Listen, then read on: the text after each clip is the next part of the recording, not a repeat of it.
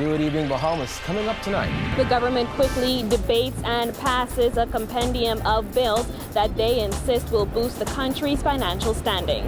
Governor General Dame Marguerite Pinling making her annual visit to the Sandilands Rehabilitation Center. That story for you straight ahead.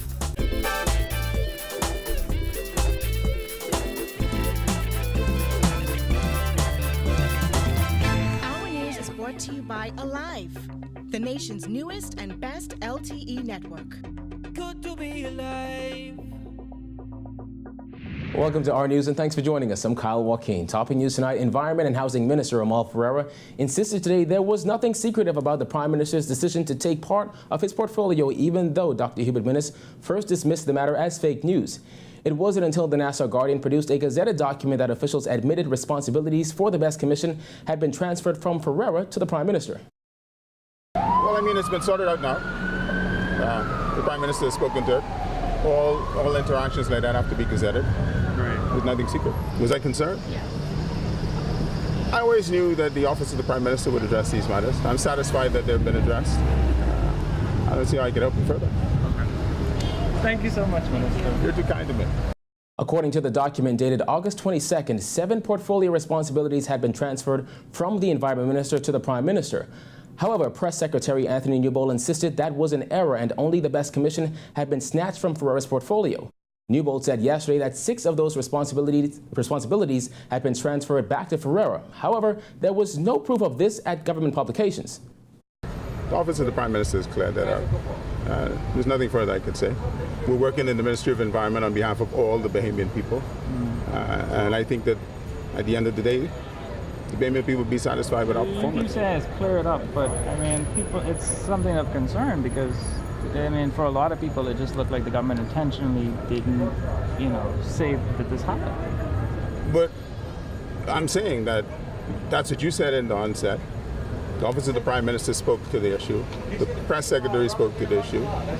But they only spoke to it after it was circulating on social media. But they did, and so we moved on. I mean, may I ask why you didn't say anything about it? Well, first of all, I wasn't here. I was even actually, before that, because this happened August 22nd. Are you sure about those dates? But in That's any what the event, Gazette. I mean, that's what the Gazette said. It's dated August 22nd. In any event, I wasn't here. You're talking to me now. When asked why government officials failed to inform the public that part of his portfolio had been transferred, Ferreira would only say it's a done deal, and he wasn't sure he understood the question. The Environment Minister then said he wasn't sure when asked if he had seen the gazetted document before it was circulated on social media. I'm not sure, but I know that after the events hit the news, the Office of the Prime Minister spoke to it. We were working nonetheless. There was no diminishing enthusiasm in my responsibilities. We look forward to working on behalf of the Bahamian public, and we look forward to addressing the pressing environmental concerns and housing concerns and challenges in the country. The opposition has cast doubt over government officials' explanation over this major blunder. All of this has been sorted out. The Office of the Prime Minister has dealt with it. I'm perfectly comfortable and functioning in my capacity. And if you want to inquire about what the leader of the opposition means or thinks. The Minnis administration passing 3 financial services bills that they say are critical for ensuring the Bahamas stays off international blacklists. The bills were debated and passed during the House of Assembly's morning session, but before it even began, Prime Minister Dr. Hubert Minnis released a statement outlined why the bill was rushed through the House of Assembly. Jasmine Brown reports.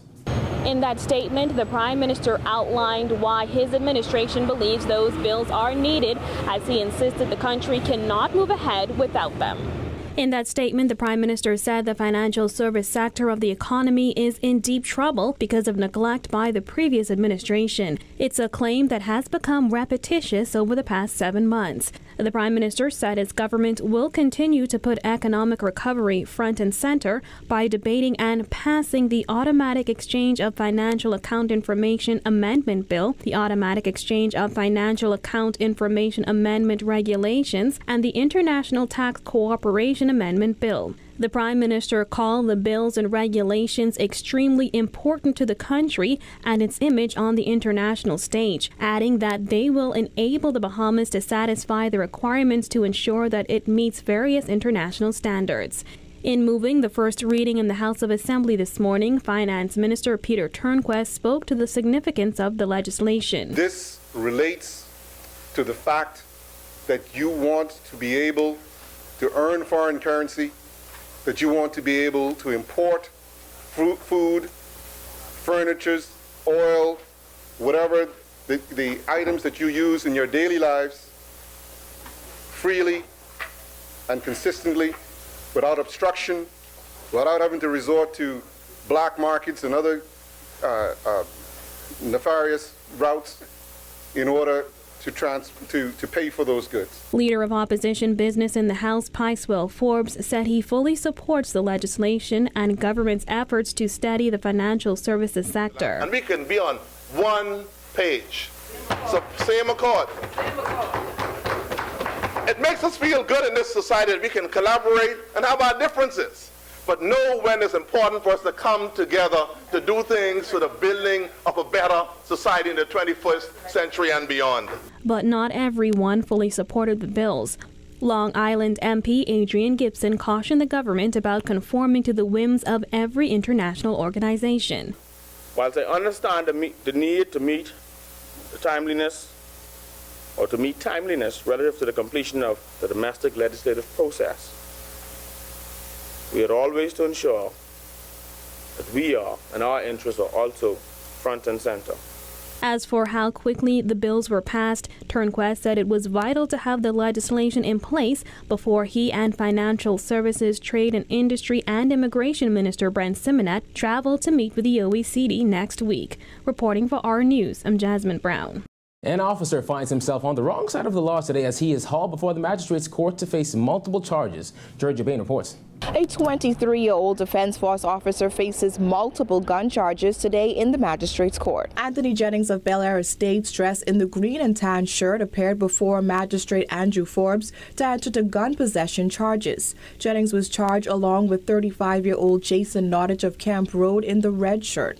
It is alleged that on December 4, 2017, the pair was found in possession of a black 9mm pistol. They were also charged with possession of 12 unfired rounds of ammunition. Jennings and Nottage pled not guilty to both charges. Jennings was represented by attorney Glendon Roll. Due to the nature of the charges, bail was denied, and the pair was remanded to the Bahamas Department of Corrections. They returned to court for their first hearing on February 5, 2018. Also arraigned on gun charges was 42-year-old Kenron Gibson of Quaco Street, seen in the gray hoodie. It is alleged that on December 4, 2017, Gibson was found in possession of a black 9mm pistol without being the holder of a special weapons license. He is also charged with possession of ammunition. Gibson pled not guilty to both charges and returns to court for the beginning of trial on February 26, 2018. Reporting for our News, I'm Georgia Bain. Despite telling the magistrate that the victim was his best friend, 32-year-old Bryson Jean, also known as Spinal, of Palm Beach Street, was arraigned on murder charges before Magistrate Andrew Forbes. It is alleged that on September 2, 2016, while in New Providence, Jean, by means of unlawful harm, did intentionally cause the death of Archery Pierre. Jean did not have legal representation, and due to the nature of the offense, he was not required to enter a plea and was also denied bail. His case will be fast-tracked by way of VBI. He returns to court on February 1, 2018. With the country on the pace to surpass last year's number of traffic fatalities, police hit the streets this morning conducting speed checks and issuing tickets for various offenses. Passing the speed limit, you may want to slow down. Only 25 miles per hour. So we find that any number of persons driving along this strip continue to go beyond that of the speed limit. Assistant Commissioner of Police Ken Strawn and police officers equipped with speed guns pulling over anyone going over the speed limit along East Bay Street, which he says is 25 miles per hour.